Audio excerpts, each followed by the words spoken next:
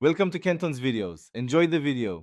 You begin by signing into the Google account you want to use, because voice ties directly to that identity. Once signed in, make sure you have a reachable phone number for verification and forwarding.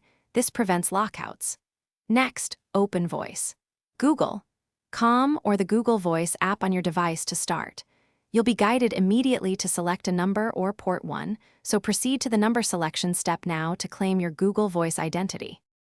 Once your account is ready, search for and select a Google Voice number, filter by city or area code to keep it local. After you pick a number, link forwarding phones so calls ring on your mobile or landline. This ensures you don't miss calls during transition. Then configure voicemail greeting, text forwarding, and call screening, because these settings define how callers reach you and how messages are handled. Make sure to save changes. These options control behavior across web and mobile. To finish, review and confirm forwarding, notifications, voicemail, and link devices so everything behaves the way you expect. Then install the Google Voice app on remaining devices and sign in to sync messages and call history. Now test by making an outbound call, sending an SMS, and receiving an inbound call to confirm routing.